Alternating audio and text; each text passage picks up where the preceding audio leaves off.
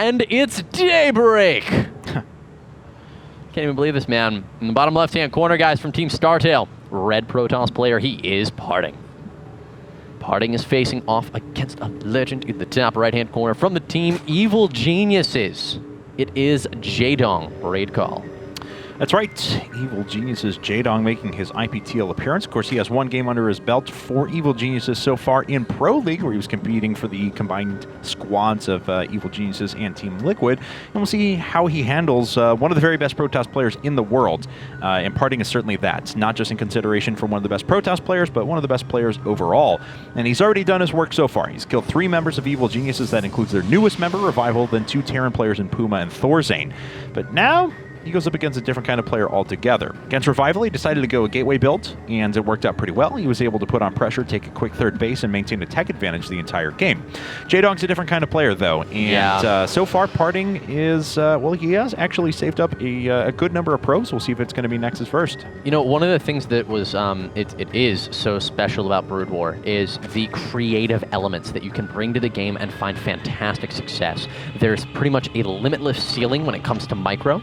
I mean, it's just, the better you are at it, the better you're going to perform. Whereas StarCraft 2, you know, units may have they just tend to ball up or things like that. Either way, so talking about why maybe you don't want to open with cool, innovative plays versus Jaedong, this is a guy who can innovate, adapt, change, morph. He's a blob, guys. If you try to throw something weird at him, he's just going to absorb it and add it to his arsenal. So I think Parting's best decision here is just play standard, play greedy, play as smart as you can, play and just play tight. Well, Jaedong's going to get in there with his Overlords in a second. He'll see that it was a Nexus first. It's not going to be a surprise to him. And we'll see how greedy he wants to be economically, or if he wants to try and put on pressure. When Jaedong sees this, and indeed he has now, he already has down his next hatchery. The third would actually pop down here in just about 35-40 seconds or so. A little bit after that, actually. But, I mean, what direction does he take from here? The map is daybreak. We can actually talk about legitimately what Zerg players will do here. So harsh, Gavin. Yes. So harsh, man. I tried. I told you. I'm really high right now. Like, whoa. Sitting high. Okay. Sitting high, Kevin. Once again, I'm sorry. I think, Andrew, this is his last day on the broadcast. So. We can't make that joke enough, man. Yeah. Well, you just admit it. No, I'm joking. All right, so Parting ended up going with a single gas afterwards. Yeah. And we'll see what he invests into in a second. Second gas coming down just a little bit later. Jaedong, of course, does end up going for that very quick, about 3-minute, 50-second third hatchery. And what does he do from here? Well, all right. So Jaedong's got his third. And we actually saw Parting, he kind of just ran a probe up through the left, but then, okay, and now it's just going to be met up with some Zerglings. But either way, if we take a look back at his main base, he did follow this up with a quick gateway, but no cannon, I do believe. He just went for the cannon really early. So either way, Cybercore going to be following this up. Is going to be foregoing the complete wall off for the moment, but I think that's pretty safe versus Jaedong. He's sitting here like he's getting ready to actually complete it. And I think there's a gap there that he can just fill with a Zealot, so yes, he's pretty set there. All right. Well, back on Jaedong's side, no gas quite yet, of course. Usually Zerg players are going to wait until about 30, 35 drones or so, usually around the 35 mark before they grab gas. Some players can be a lot more greedy than that. We've seen some players go up to even 40 workers plus. Oh, and the probe dies just in time, so Jaedong, nice little victory for him there. Yeah, definitely a small win, but Stalker, Warp Gate, I am going to be waiting for a third gas here in a second out of Parting.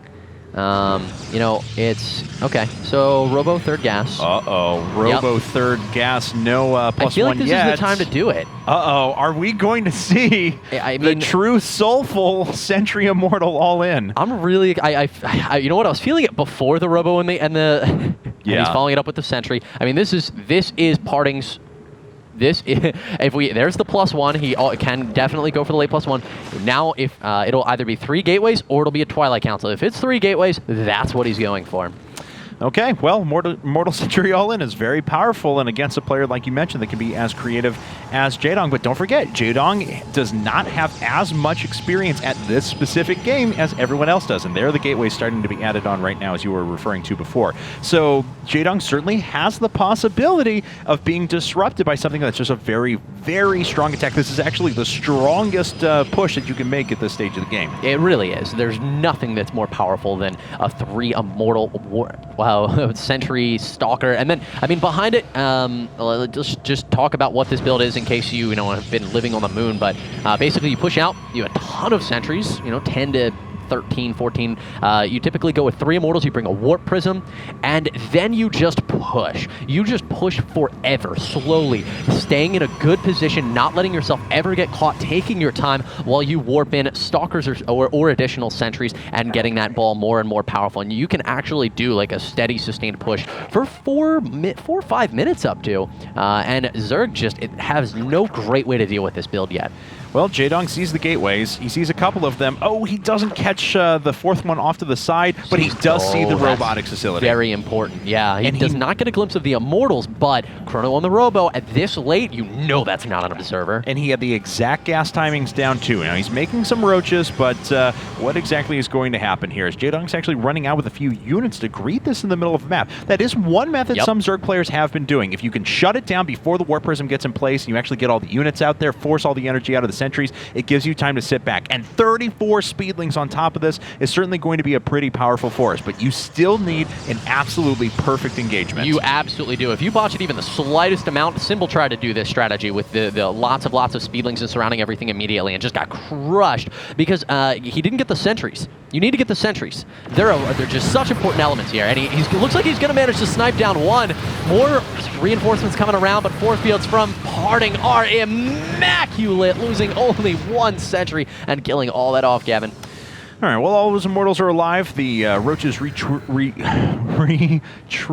not retweeting. They unfortunately don't have Twitter yet installed in the Zerg hive mind. But, you know, there's a lot of forces around the side. Jaedong wants to be able to backstab. He wants to be able to surround this force the best he can. And it looks like he is going to do just that. Oh, will he be able to make it into the main? No, it looks like that is a full wall, unfortunately, despite what that looks like right there. Yeah, that's exactly what you want to do here. I mean, reinforcing with Immortals is not your main motive, but it looks like he's going to manage to get into the base. Snipes down, doesn't lose all that many units because of the roaches here, and Jaedong's just going to try to force a base race with this. Very interesting. Well, the main is actually full walled now. There's a couple of sentries sitting at the top that can actually do this for a little while. The pylons are going to fall eventually, but Parting does not want to let him inside of the base, and it's actually delaying this for a while. All the while, Jaedong is creating nothing but Speedlings back at home. Yeah, he's completely supply blocked right now. Now, we could have Infinity Force Fields here. That's entirely possible, and as more and more cannons do get up there, will he be able to snipe down these sentries? You know what? There's not. He was supply block, Kevin. He couldn't warp in additional sentries, and Jaedong might be able to get inside because of taking out those pylons. But at the same time, this Immortal Sentry all-in is pushing, but here come the Speedlings now. As soon as this wall goes down, they are going to rush right inside, but now there's 3 Photon Cannons. There's a ton of Zealots up at the front. There's the continued force fields, and look at this. This entire army is shut down,